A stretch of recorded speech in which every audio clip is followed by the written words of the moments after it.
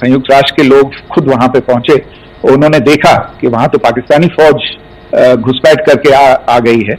उसके बाद पाकिस्तान को मुंह की देखनी पड़ी और उनको मानना पड़ा कि हाँ, उनकी फौज वहां पे कुछ समय से पड़ी हुई है। तो ये जो यात्रा है एक तरह से 75 साल पहले शुरू हो चुकी है, तो I am not surprise that this kind of disinformation is being indulged in. Yeah, Siddhant. Sir, Siddhant from Beyond. Sir, we have seen a lot of negative comments coming from the Pakistani military of escalation.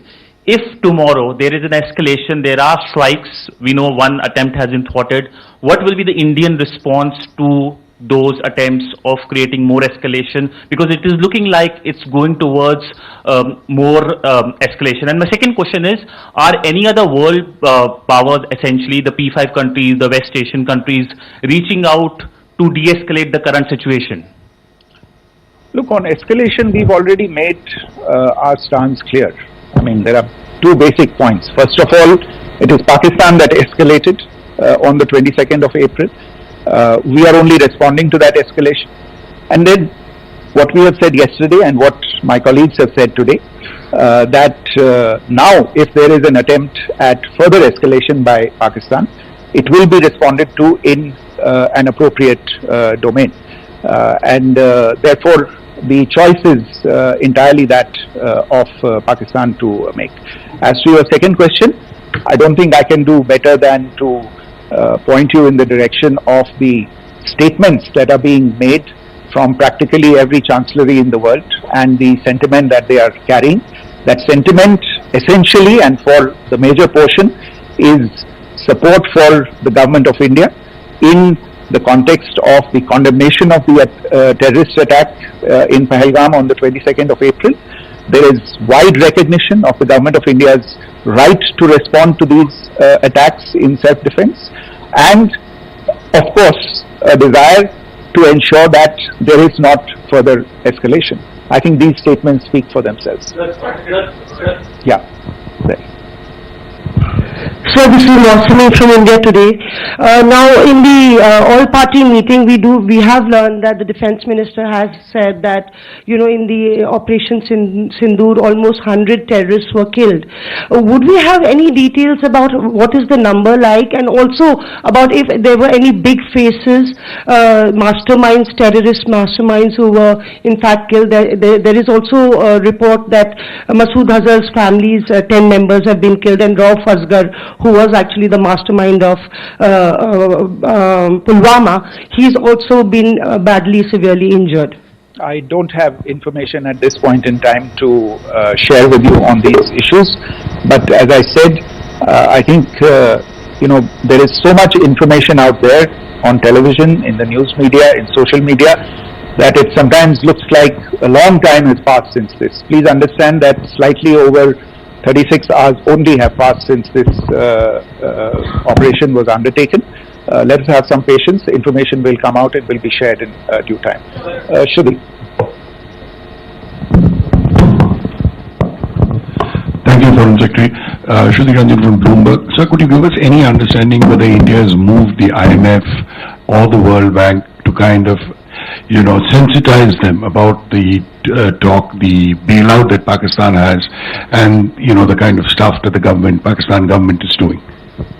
Look, we have an executive director at the IMF. Tomorrow there is a meeting of the board of the IMF, and I'm sure that our executive director will put forward India's position. The decisions of the board are a different matter. The process through which they are made.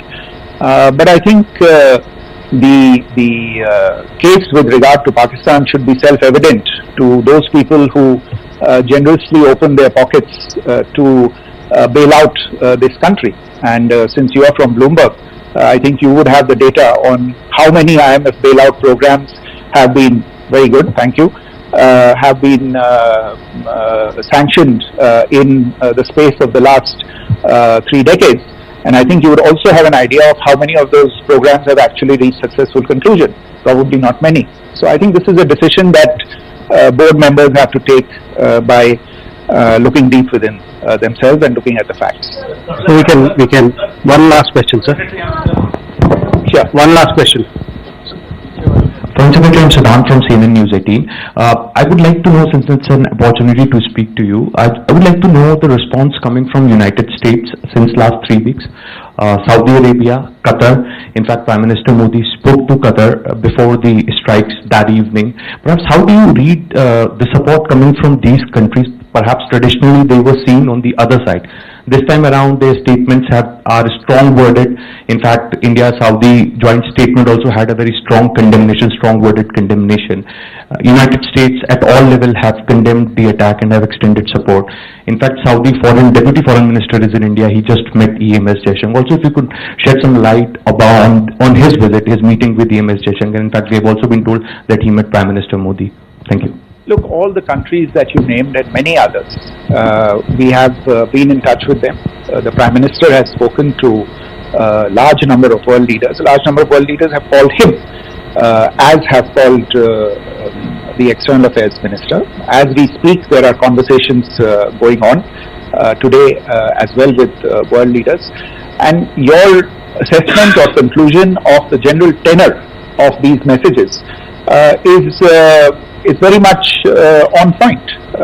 And I think this is a recognition of the fact, firstly, of the barbaric nature, the unprecedented nature and character and features of the attack in Pahalgam, and a recognition of India's right to respond to this, and also a recognition of the fact that in responding, we have been nothing but responsible.